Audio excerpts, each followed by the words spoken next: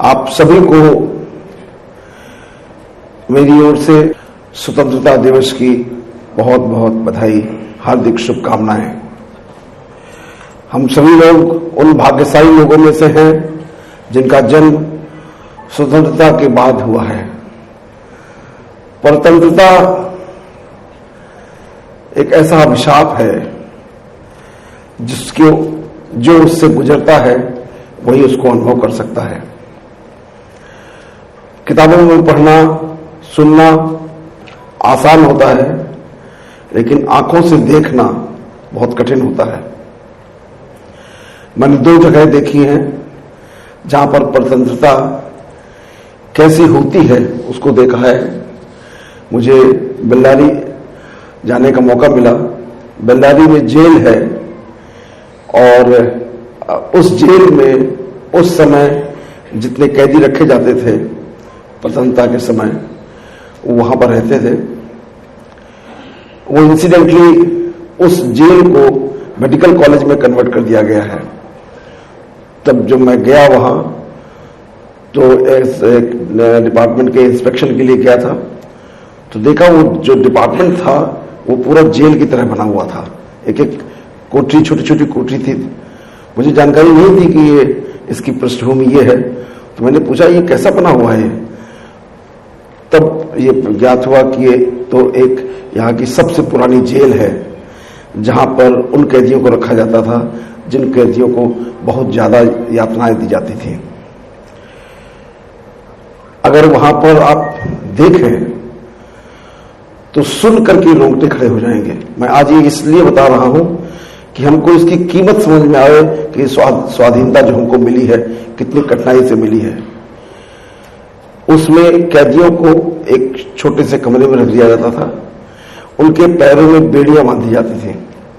वो उस कमरे के बाहर नहीं जा सकते थे और उसमें एक किनारे पर घड़ा रखा रहता था और उसमें पानी रहता था।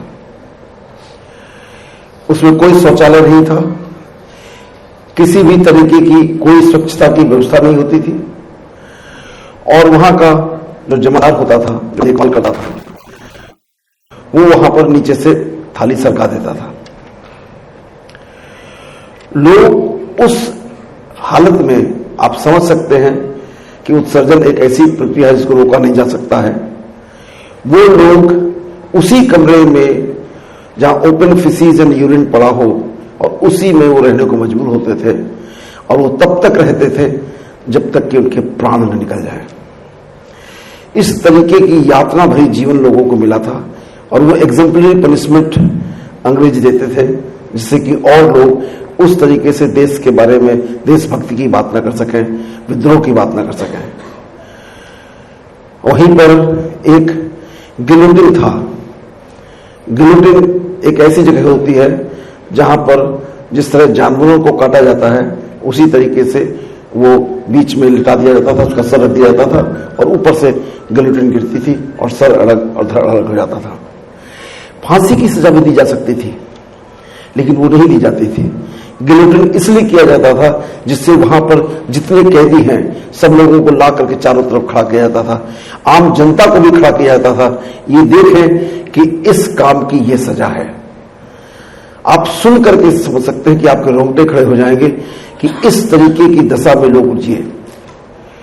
उसके बाद मुझे अंडमान निकोबार में जो एक और जेल है, सेंट्रल जेल वहां की, उसको देखने का मौका मिला और वहां पर भी स्थिति ऐसे ही थी, भयंकर पीड़ादायक। वहां एक उन्होंने ऑडियो विजुअल प्रोग्राम बना रखा है जिसमें उस समय का पूरा वर्णन करते हैं और दिखाते हैं कि किस तरीके की पीड़ादायक कंडीशन से वहां लोग रहते थे।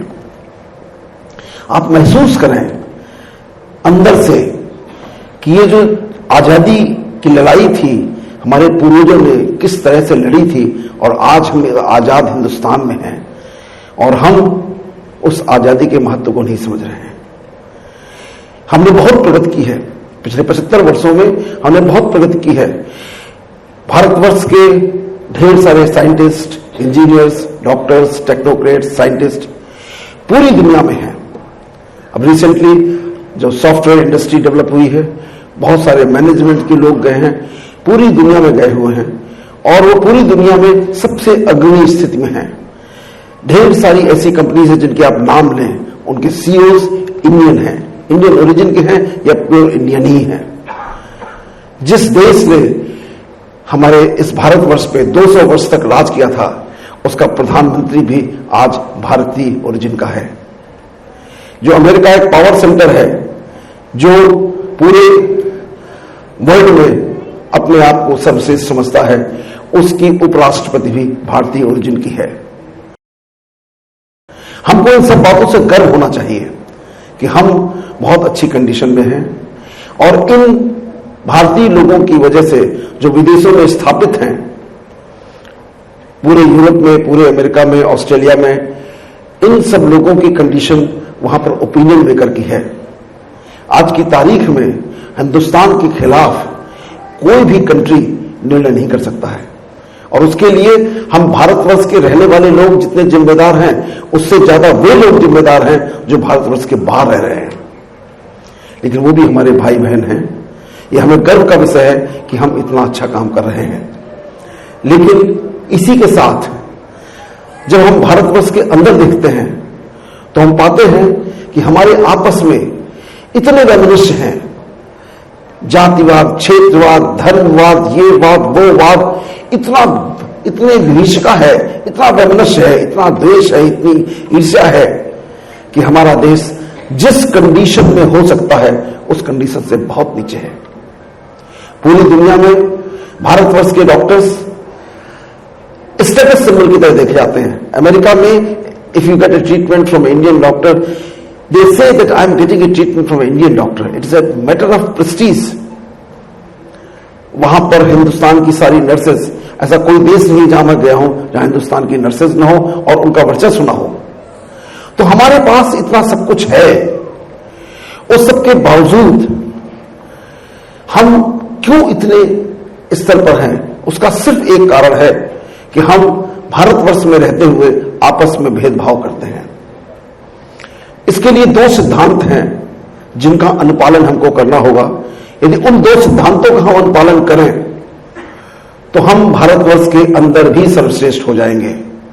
और वो दो क्या हैं? वो है सत्य, निस्वार्थ प्रेम, हर प्राणी मात्र के लिए प्रेम। जो हम ईर्ष्या, द्वेष में लगे रहते हैं, एक दूसरे को कट थ्रोट कॉम्पिटिशन, दूसरे को गिराना, इसको उठाना, इस प्रवृत्ति से बाहर निकल जाएं। जब प्रेम होता है, वो प्रेम सत्य है, वो निस्वार्थ है, वही हमारा गुण है। लेकिन उसको हम पूरी तरह भूल गए हैं और हम सिर्फ competition, comparison, jealousy, hatred, anger, ego, इसी में घिरे हुए हैं। इस कारण से जो हमारी अंदर की ऊर्जा है, जिस लेवल पे वो काम कर सकती है, वो नहीं कर रही है। तो उसके लिए हमको इसको अपने अंदर इवॉल्व करना होगा।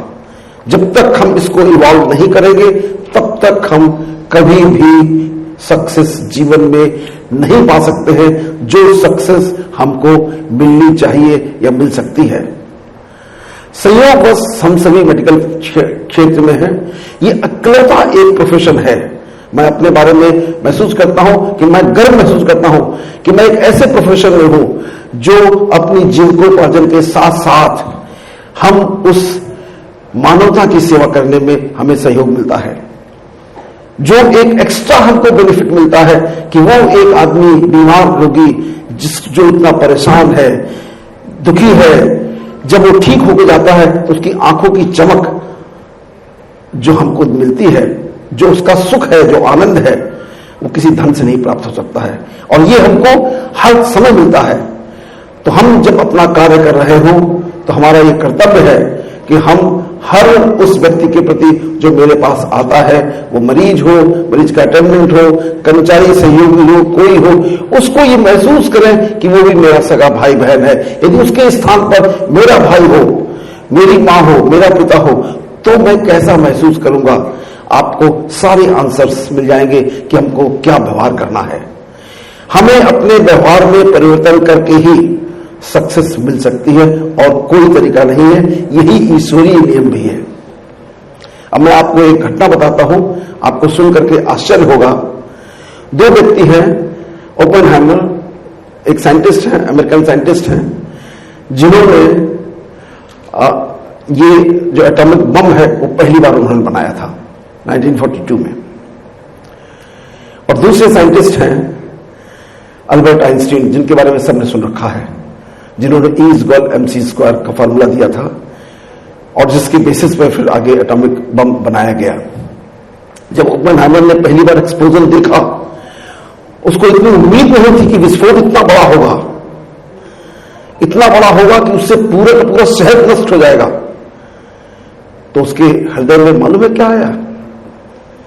उसने गीता की वो पंक्तियां पढ़ी जिनका अर्थ था कि ये संसार का विनाशक मैंने क्या बना दिया, ये तो संसार का विनाश कर देगा। उसी बम को फिर हिरोशिमा और नागासाकी में गिराया गया और वहां मानवता की जो दशा हुई वो रोंगटे खड़े कर देने वाली है। एक पल के अंदर हिरोशिमा का शहर पूरा तहस नहस हो गया था, सारी बिल्डिंगें खत्म हो गई थी, एक एक व्यक्ति के कितने चिथड़े हुए थे पता नहीं, और जितना का पूरा शहर श्मशान में बदल गया था। जापानीज ने जब उनके साथ ऐसा हुआ तो उन्होंने उसके जितने टुकड़े मिले, उनको जो कुछ मिला वहां अवशेष, उस सब को उन्होंने वहां की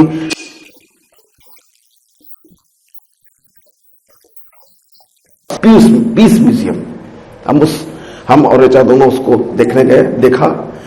वहां पर उन्होंने पूरी हिस्ट्री कि अमेरिका ने कैसे अटैक किया, इन्होंने क्या किया, वो पूरी हिस्ट्री कभी किसी और वक्त डिस्कस करेंगे। वो पूरी हिस्ट्री को बड़ी बड़ी फोटोग्राफ्स में, ऑडियो विजुअल्स में बना के रखी हुई है कि ये मानवता की विनाशक चीज नहीं चाहिए।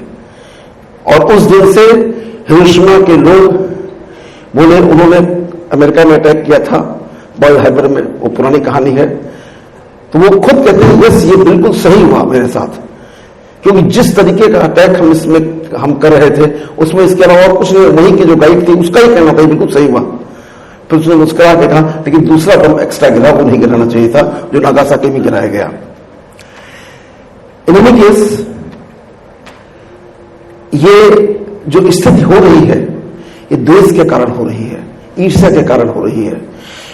ये एक देश हम सब लोगों से मिलकर समूह का नाम एक देश होता है। हम सब की ईर्ष्या द्वेष एक देश के रूप में रिप्रेजेंट करती है और उसका नतीजा है इस तरीके की विनाशकारी स्थिति। अभी एक रिसेंटली एक घटना, एक त्रासदी हुई, पूरे विश्व में उसको देखा, कोविड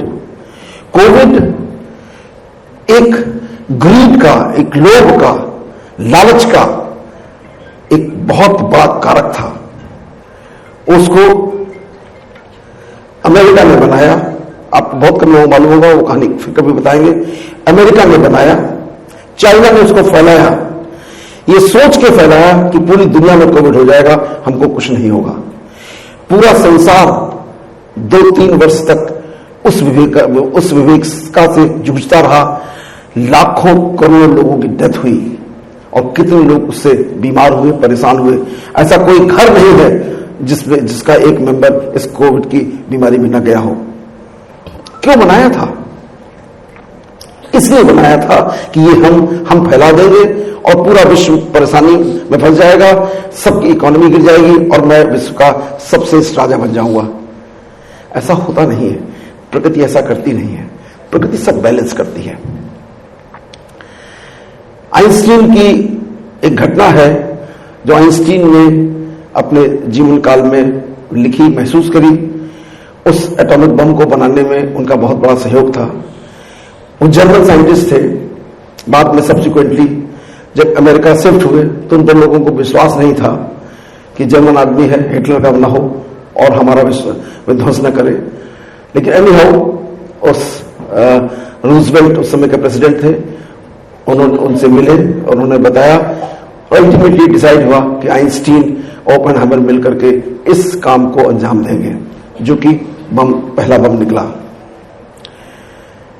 जब बम बन गया, बन जाने के बाद विध्वंस हो गया, तो इनके हृदय में जो भाव निकले वो भाव समझने लायक है। अल्बर्ट आइंस्टीन ने अपने जीवन के अंतिम समय में एक लेटर लिखा अपनी डॉटर के लिए। वो लेटर यूट्यूब में अवेलेबल है, आप सब लोग उसको पढ़ सकते हैं, सुन सकते हैं। और उस लेटर का जस्ट आपको बताता हूं, जिस व्यक्ति ने विध्वंस के सामान की उत्पत्ति की, डिस्कवरी की, जो आज पूरी दुनिया में डिक्लेयर्ड 16,000 एटॉमिक बम हैं, डिक्लेयर्ड, अनडिक्लेयर्ड उससे बहुत ज्यादा है। पूरी की पूरी धरती एटॉमिक बम के ऊपर रखी हुई है। किसी भी क्षण क्या होगा कुछ पता नहीं है, क्योंकि जो बम उस समय 1942 में गिराया गया था वो बहुत ही प्रिमिटिव स्टेज का था, तब उसने इतना विनाश किया था। आज बहुत एडवांस्ड है, मिसाइल में रखे हुए हैं। चाइना से मिसाइल फेंकी जाए अमेरिका में गिरेगी, अमेरिका से फेंकी जाए चाइना में जाएगी, और बाकी हर कंट्री एक दूसरे में वो विनाश की लीला कर सकते हैं। सब तैयार रखा है। क्यों? कारण समझिए, उसी से हमें अपने रिजल्ट मिलेंगे। ये इसलिए कि हम दूसरे को नष्ट हो जाना चाहते हैं, कि दूसरा नष्ट हो जाए और मैं सर्वे सर्वा हो जाऊं, मैं सब प्रमुख हो जाऊं, मेरे को सब मिल जाए। ये उस लोभ का नतीजा है। उस चीज की उत्पत्ति करने वाले व्यक्ति के अंतिम शब्द क्या है? उसने एक लेटर लिखा अपनी डॉटर के लिए, और डॉटर से कहा कि इस लेटर को तो जितना समय हो सके उतने दिन इस लेटर को रिलीज मत करना, और जब ये मानवता ये समझने लायक हो जाए तब इसको रिलीज करना। तो उसकी डॉटर ने 1980 में वो लेटर रिलीज किया, और उस लेटर का जिस्ट है, उस लेटर को पढ़ के आंखें खुल जाती हैं। उसका जिस्ट है कि ये जो मैंने बनाया ये विध्वंस का कारक था, लेकिन सच में इस मानवता को अगर कुछ कोई बचा सकता है तो वो है प्रेम।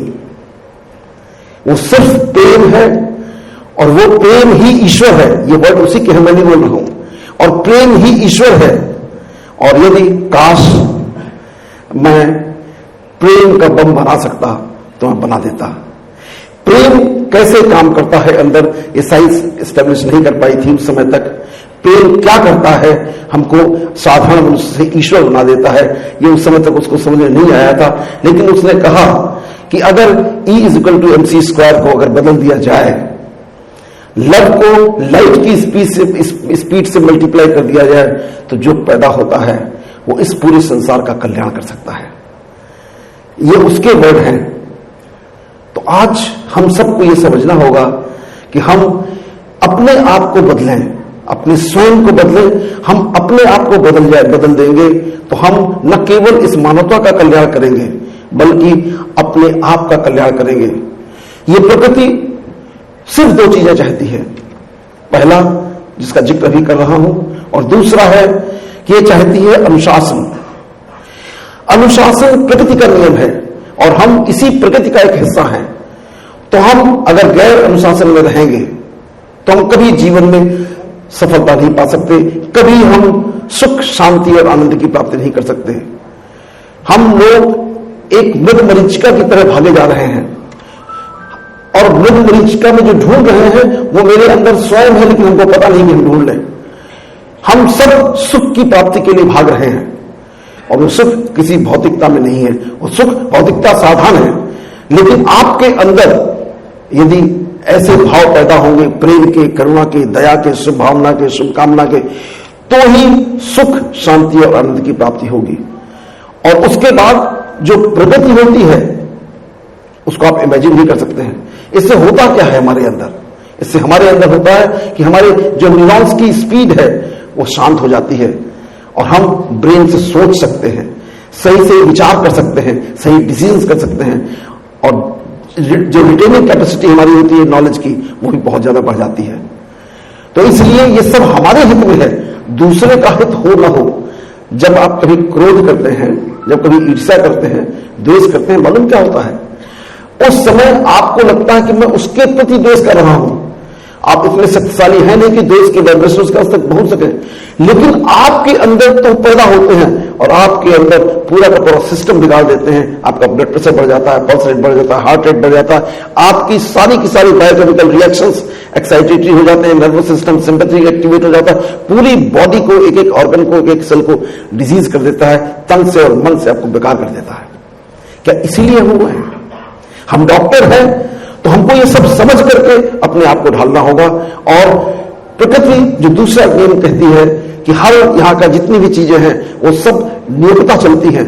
सूर्य समय से उगता है, समय से डूबता है, चंद्रमा अपने गति से चलता है। जिस गति से एक दूसरे को चल रहे हैं वो सब उसी गति से एक दूसरे ग्रह चल रहे हैं। कभी कोई एक्सीडेंट नहीं होता, कभी कोई गड़बड़ नहीं होता। हजारों असंख्य प्लेनेट हैं जो चल रहे हैं, लेकिन हम एक ईश्वर ने हमको स्पेशल चीज दे दी, माइंड, जो सोचने के लिए दिया। उसने दिया इसलिए था कि हम इस प्रकृति को, इस संसार को और उत्तम बनाएंगे, और हमने उसको इतना निकृष्ट बना दिया है। तो हमको हर हालत में इसको इस मानवता के कल्याण के लिए यूज करना है, और हमको डिसिप्लिन में रहना है। जो भी प्रोग्राम आपका बनता है, कितने बजे क्लास में आना है, कितने बजे पढ़ाई करनी है, उसको अक्षरशः पालन करें। अगर अक्षरशः पालन नहीं करेंगे तो आप कभी सफल नहीं होंगे, और अगर अक्षरशः पालन करेंगे तो आपकी सफलता कोई रोक नहीं सकता है। तो सिर्फ ये 2 गुण अपने अंदर धारण कर लें और अपने आप को इस संसार की सर्वश्रेष्ठ अचीवमेंट के लिए अपने आप को तैयार कर लें। अपनी टेबल के सामने लिख लें, बड़ा बड़ा लिख लें कि मैं ये प्राप्त करना चाहता हूं। उसके बारे में रोज काम करें और ये दोनों गुणों को अपने अंदर इवॉल्व करें। आप देखिए, वो लिखा हुआ आपकी टारगेट के पहले आपको मिल जाएगा। इसलिए ये काम आपको करना ही है, और कोई इसका तरीका नहीं है। हम भाग्यशाली हैं, हम लोगों ने बड़ी लगन से, हम अपने सभी ट्रस्टीज के सहयोग से, सभी लोगों के आशीर्वाद से हमने इसको एक विजुलाइज किया, प्लान किया आज से 20 वर्ष पहले, और आज एक सफल संस्थान के रूप में खड़ा है। आप सब लोगों को इतनी अच्छी शिक्षाएं यहां से मिल रही हैं। मुझे बड़ी खुशी होती है जब ये पता चलता है कि यहां पर जब नीट के जब रिजल्ट्स निकलते हैं तो ये सेंटर और दूसरा सेंटर दोनों में खुलते ही सारी सीटें एक साथ भर जाती हैं। सारे जो मेडिकल कॉलेज केजीएमसी के बाद जो भी बच्चे होते हैं वो सब यही को चॉइस करते हैं। जो गवर्नमेंट मेडिकल कॉलेज मजबूरी में किसी वजह से उनको जाना पड़ता है, क्योंकि वहां पर चिकित्सा शिक्षा निःशुल्क है, यहां पर फीस देनी पड़ती है, लेकिन यहां की क्वालिटी इतनी अच्छी है जिसको हम निरंतर अपने एफर्ट से, अपने प्रयास से कोशिश कर रहे हैं कि अपग्रेड होता जाए। पूरे संस्थान के अंदर नई नई चीजें विकसित कर रहे हैं, नए नए डिपार्टमेंट बना रहे हैं। हम लोगों ने काफी एमडी एमएस सब सब्जेक्ट में शुरू कर दिया है। इस वर्ष 3 सब्जेक्टों में एमसीएच दिया गया है। बहुत सारे सब्जेक्ट्स में डीएम और एमसीएच इस साल ऋचा मैडम ने अप्लाई करी हुई है, यहां भी और वहां भी। वो सब अगले साल तक मिल जाएंगे। जितनी बिल्डिंग है, इस समय कंस्ट्रक्शन चल रहा है, वो सब रिन्यूएट करने के लिए हो रही है। उम्मीद करते हैं कि ये जल्दी ही ये सारे डिपार्टमेंट बहुत अच्छे से यहां डेवलप हो जाएंगे, और हम लोग इस संस्थान को इस देश का सर्वश्रेष्ठ इंस्टीट्यूट बनाएंगे। दृढ़ प्रतिज्ञ है, ये मेरा निर्णय है। मैं जैसे आपको बताऊं, लिख कर रखता हूं, ऐसे मैं अपने निर्णय को लिख कर रखता हूं कि बनाना ही है, ये बन के ही जाए रहेगा, और हम इसमें कोई कसर नहीं छोड़ेंगे। और आप सबको मैं चाहता हूं कि आप सब लोग अपने जीवन में इतनी परिश्रम करें, इतनी लगन से परिश्रम करें कि आप सबके अपने अपने लक्ष्य पूरे हों। आप अपना स्वयं का, अपने परिवार का, अपने संस्थान का, अपने समाज का नाम ऊंचा करें, अपने आप को एक बहुत ऊंची स्थिति में ले जाएं। हमको ये देख करके हार्दिक प्रसन्नता होगी। आप सबको स्वतंत्रता दिवस की एक बार बहुत बहुत बधाई। Thank you.